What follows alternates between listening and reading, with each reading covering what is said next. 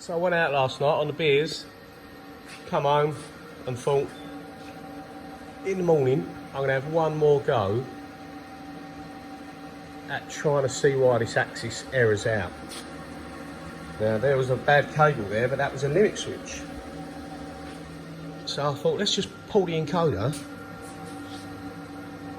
And in the encoder one, it was wet.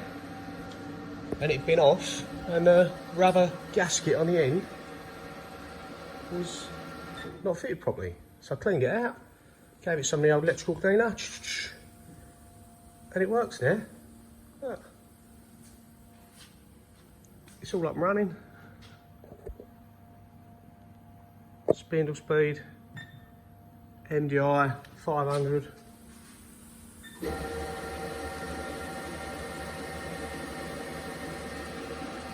It's no brand new silent spindle, but it don't sound any worse than mine, to be fair. Look, that is there because we've still got no nitrogen counterbalance. So when you power off, kadoom, drops. If I didn't have all this, it would drop to the floor. So what I've done, as I was homing this, I went up and up and up and blocked it up so it doesn't drop. But yeah, look, let's jog some of this.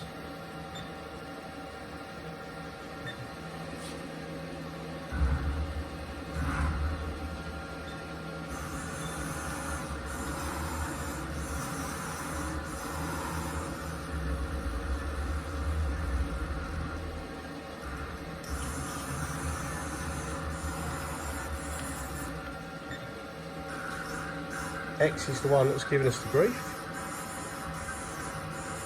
I won't jog it too far yet because I want to keep that block under it. But you can see, no errors there.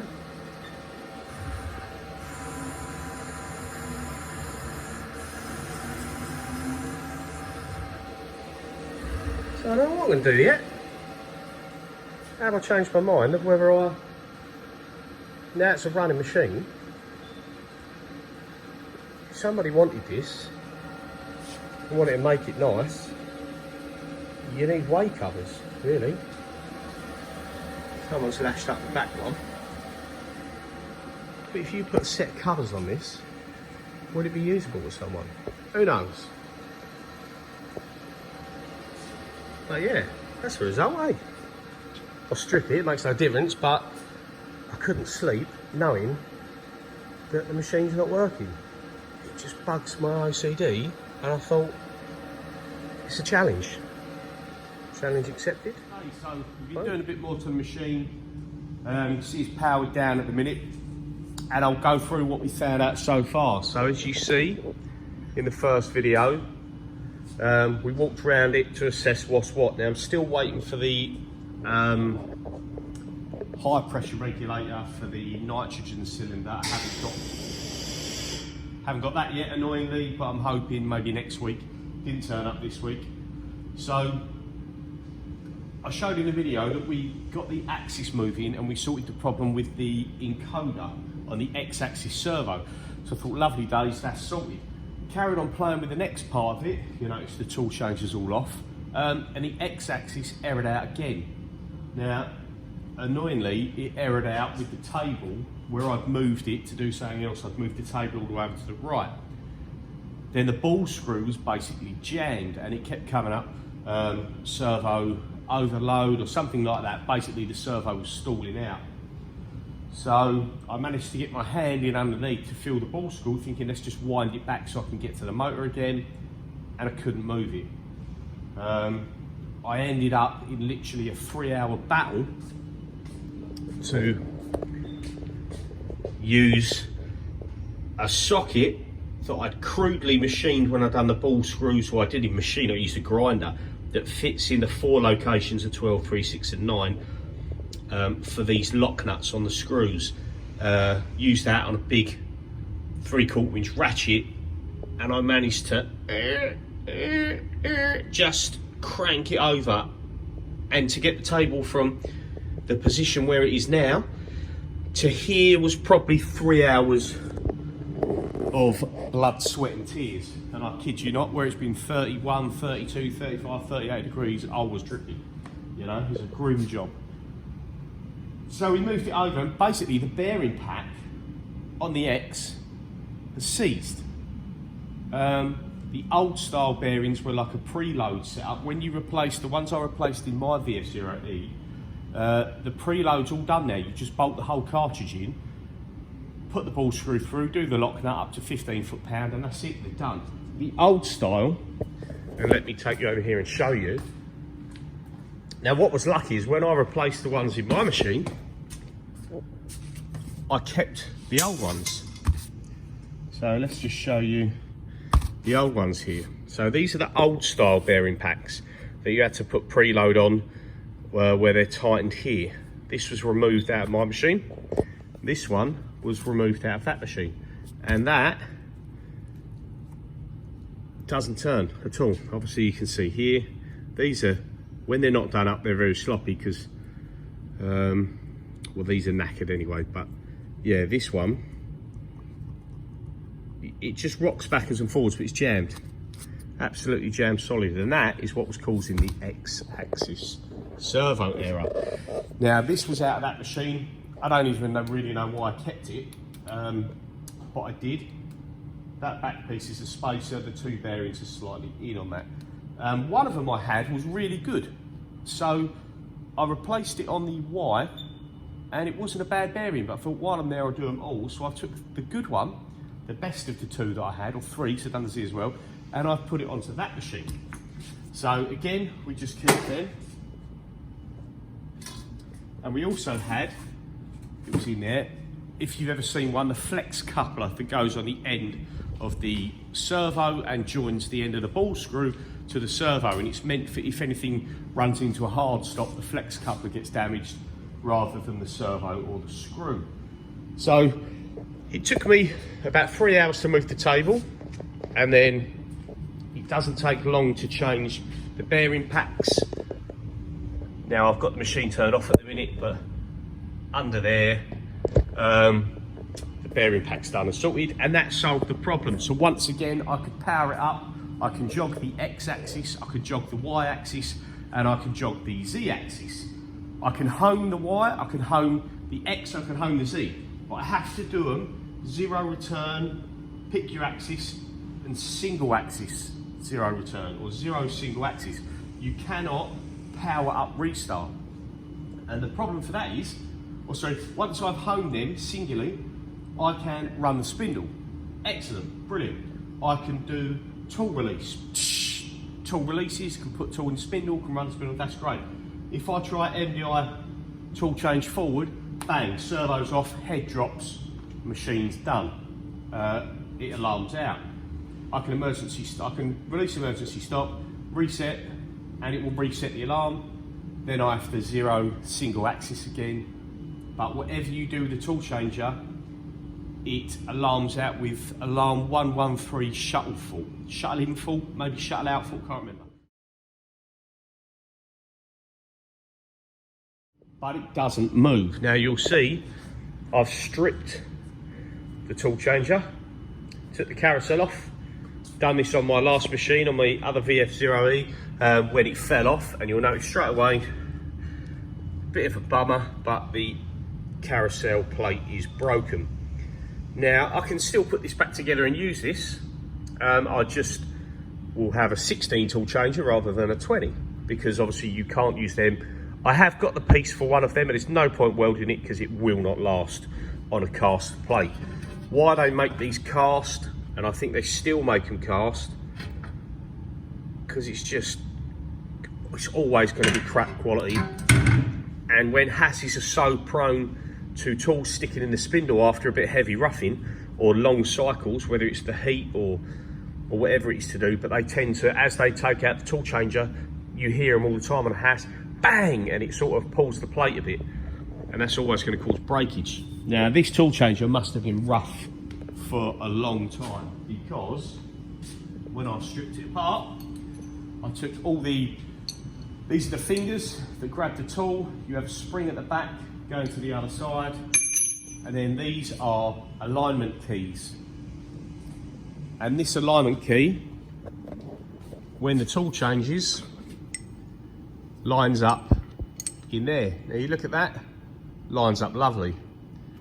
Now that shows you how bad the alignment must have been set up on this machine. So looking at that, if I saw nothing else and knew nothing else, spindle orientation, say that properly, must have been a mile out for that to be smashing in. And this was probably one of the better alignment keys that I took off. I've thrown them all away because I've actually got a load of these that I cut myself. When I done that tool changer, I had I drew up and cut new sliding covers, new triangle covers, new keys, new fingers. I've replaced all them. And then in here are all the other bits that I haven't cleaned yet. And the springs and everything are down in that box. So I think I'm going to machine a tool plate if I go that far with this one. I'll machine that carousel plate in 2 halves, or like a modular style. There's an American company that do it, but I'd like to do my own. Because buying the plate, the price for the plate's £1,000. You don't get nothing with it, you just get that cast plate. What puts me off is the fact it's cast. Now if the tool's changing smoothly, you shouldn't get that damage, but on the other hand, if it was billet aluminium, if it was machined out 6082, it's probably going to be a lot stronger, so we'll see. Now the deeper issue with the tool changer. First off, we came in here and we checked our limit switches and our motors. Limit switches, when you go on the diagnostic page, even though they're very rough, and if I get other things working, I will replace these, but they touch. The first problem I noticed was this has got a slip clutch built into the other side of it. Now this obviously touches home. When the carousel comes out, it rotates around and touches out, so the carousel knows whether it's in or it's out. Now this, it normally has a grub screw in here. The grub screw is gone. There is a keyway just set slightly back in there. This was pretty much undone, so this had about 1 inch of slop. Wasn't homing out very well. You can move this by hand, so you see it's got resistance, so it's not knackered, and you'll see there I've now got, you know, a few millimeters of play. But that will change them switches, put them in and out. That seems to be working. The motor seems to test okay. Everything else tested okay. So we're back into the cabinet, and the input output board, when I had a look at it, now I'm no electrician, but I can just look at stuff and see what's going on. To see if there's any obvious issues. I noticed 4 components that were visibly damaged on the machine. I went to see my electrical guys, just a few units down. There's some specialist electronics guys, really good, really nice. Company's owned by a fellow called Martin, and the company called DMS Electrical, DMS Electronics. I might put a link in one of the descriptions on the next video, but I took the board out and I gave it to them because I don't know anything about electronics and I can't fix anything like that, wouldn't even know where to start. Gave them to them and said, look, this board, this stuff all looks broken. Can you fix the obvious without going too deep into it? I don't want to, again, I don't know what the machine's like, so I don't want to spend loads of money, but can you fix the obvious? And then I can try the board and see if that sorts the tool changer error. If that sorts the tool changer error, we've almost checked everything. Spindle works, X, Y, Z axis works, nitrogen hopefully when we get that back. So yeah, the input output board is currently with them. Next week I'll get it back at some point. I told them there's no rush, but we'll see what goes on. When you can do it, have a look. They'll get it back to me with just the obvious. They're not going to go too deep into it, just the bits that I pointed out, and anything else that they could easily check that is damaged, they will do. Because from what I can tell, reading stuff on the internet, I had no DC voltage going to the tool change motor arm. Now I think it's meant to be like 140 to 160 volts DC. When you read online, someone said as soon as you command a tool change forward, even if it errors out, you should see voltage, even if it's just for a second before the alarm kicks in. Now, I wired it in and put my voltmeter on top, and nothing happens at all. It alarms immediately. There was no change in the voltage, so I don't think it was getting any voltage, and I think that's why it had an immediate alarm. So them guys are going to fix that. The obvious things, not necessarily fix the whole board. It may or may not be repairable yet, we don't know. And then I'm going to put it back in and we'll see where we're at. So yeah, we go from maybe I'll pull it apart for spares, because that's what it was bought for, to just getting deeper into it. My sort of curiosity and the OCD gets the better of me, because I'm thinking, if I'm going to pull it apart and keep it for spares, you want to know what's good. You don't want to be putting electrical boards or vector drives or motors into a good machine and doing more damage. So what I'm going to do is try and get it all up and running. I kind of really hope we can fix this issue with this tool changer and we can put that back together. That's a real simple, quick and easy job. Hopefully nitrogen regulator will turn up eventually, but that seems like it's going to be a while.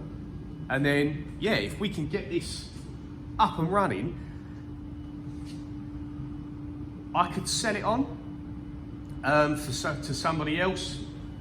I can get my money back and my sort of time and effort that I've put into it to clear the alarms. Now, don't get me wrong, I'm not selling it. If I sell it, I wouldn't sell it as a fully blown up, running, working machine, blah, blah, blah. In my opinion, I haven't even had a chance to check it yet to see if it will run a program if we get it working. If we get it working, I'd run a program. Then it would be sold on the basis of, look, everything works as it should, but as far as accuracy goes, in my opinion, you'd have to buy this on the basis that you may need to replace screws and bearings. But if I can get everything else working, then that's still not a bad deal, because machines at the minute, prices are high. My machine over there probably cost me 14 grand maybe. And I had to put screws and stuff, or that was with the screws and stuff in there. So I went through the prices again in my emails. The Z-axis screw and the X-axis screw, from what I could tell on the old receipts, are the same part, and they were 1120 or 1220 pounds plus VAT per screw. Bearing cartridges are 375 for the servo motor ends, and the support bearing is 10 quid, you know. So you've probably got £1,200 plus that worth of bearings to go in, and screws, let's say 12. Now, it doesn't necessarily, you're not saying it needs the screws, it needs the bearings, definitely in the X. The Y and the Z, not sure, you won't know until it's running. And then it's down to things like way covers. Now, out of curiosity, I've got the way covers, you know, and you could probably replace the seals. But out of curiosity, I asked Haas for a quote for the covers. 858 quid for the X on this side, 858 quid for the X on that side. Obviously they're the same cover. I think it was £800 for the front of the Y, £700 for the rear of the Y, and about 750 quid for the Z. The Z there is okay, we're missing this bit round the back, more on the Y, shall I say, plate round the back. So you start getting into the price of way covers, and for an old machine, you know, it gets really expensive. If you could find one that was knackered with decent covers on it, then that'd be the best way to go. But the covers are there, they're just a little bit beaten, so I might be able to do a bit of sheet metal work, straighten them out a little bit, because they're not horrendous. I just thought, let's get a price for new ones, because if a set of covers is £1,000, you might as well do it. But when a set of covers is 3,500, 4,000, whatever it was, that's just too much, you know, too much. If you've got a brand new machine you paid 90 grand for, fair enough, but you know, not for something like this realistically, unless you really wanted to. If the only thing wrong with it was that, and the machine's brilliant, then fair enough, you might buy it bit by bit by bit, but I'm not going to put covers on it if I'm going to sell it. Someone else can decide whether they want to do that. So yeah, I will come back when we get the input-output board, and hopefully, fingers crossed, I'm quietly confident that the guys can sort that out, and then I'm hoping that we will have power for a tool change. And if we do, that will be a big step forward. 4 more weeks until the other machine should be coming, the VF3. This has got a lot of parts the same as the VF3. The motors are the same, the drives, the vector drive, blah, blah, blah, blah, blah. The boards are actually the same on this machine. So I think this will still be staying until the VF3 is at least done and fully up and running for me, because as much as this machine may be able to be used or sold, if the VF3 needs anything, there's a very good chance it can come off of this. So before I sell it and then, oh, I need a board, which is going to cost an arm and a leg, I'm probably better off keeping this just in case, till that one's all good, and then I can decide what I do with this. But yeah, it's been quite a bit of a fetish for me for an old machine. You probably wouldn't waste your time on it, but I actually enjoy delving into it, solving the problems, pulling it apart. So yeah, hopefully I'll show you a bit more as we go, and yeah, look forward to the next step. Cheers for watching.